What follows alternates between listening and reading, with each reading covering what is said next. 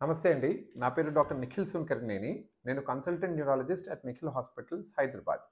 ఇవాళ మనము స్లీప్ గురించి మాట్లాడదాము.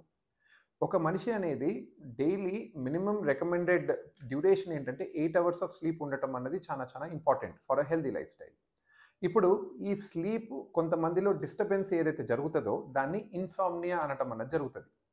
జనరల్లీ ఈ ఇన్సామ్నియాకి కారణాలేంటంటే, మోస్ట్ కామన్ రీజన్ ఈ మధ్య కాలంలో వచ్చేసి మనది ఇర్రెగ్యులర్ స్లీపింగ్ హ్యాబిట్స్. అంటే రోజు ఒక టైంలో పడుకోవటము, ఒక స్కెడ్యూల్ అన్నది మెయింటైన్ చేయకపోవటమే మేజర్ రీజన్.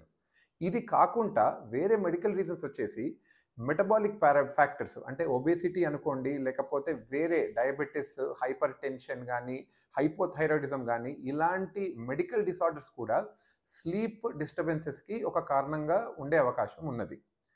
సో, ఏదైతే మనకి ఇర్రెగ్యులర్ స్లీప్ హ్యాబిట్స్ ఉండటం వలన వచ్చే ఇన్సామ్నియా ఉందో, దాన్ని మాత్రము మనం ఎలా సెట్ చేసుకోవచ్చు అన్న విషయం గురించి మనం మాట్లాడదామండి.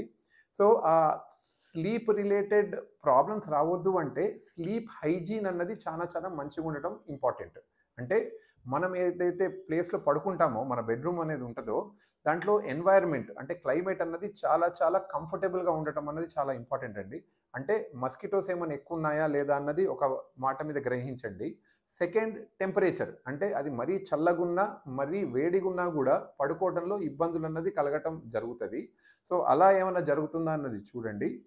మూడోది ఏంటంటే నాయిసీ ఎన్వైర్న్‌మెంట్. అంటే మన బెడ్‌రూమ్ అన్నది కొద్దిగా రోడ్ వైపు ఉండి, బయట వెహిక్యులర్ ట్రాఫిక్ ఎక్కువ ఉండటం వల్ల, ఆ సౌండ్స్ వల్ల నిద్ర పట్టట్లేదా? లేదంటే ఇంట్లో బయట ఎవరైనా లేట్ నైట్ వరకు టీవీ చూసి గానీ, ఎవరైనా పిల్లలు ఆడుకోవటం వల్ల గానీ సౌండ్స్ రావటము జరుగుతుందా? లేదంటే పక్కన పడుకునే వ్యక్తి ఎక్కువ స్నోర్ చేయటం వల్ల, ఆ సౌండ్ వల్ల నిద్ర పట్టట్లేదా? ఇలాంటి వాటి వల్ల ఏమైనా నాయిసీ ఎన్వైర్న్‌మెంట్ క్రియేట్ అయితుందా అన్న విషయంని గూడా కొద్దిగా గ్రహించి, అలాంటివేమైనా ఉంటే మాత్రం తొలగిచ్చే ప్రయత్నం అనేది చేయండి.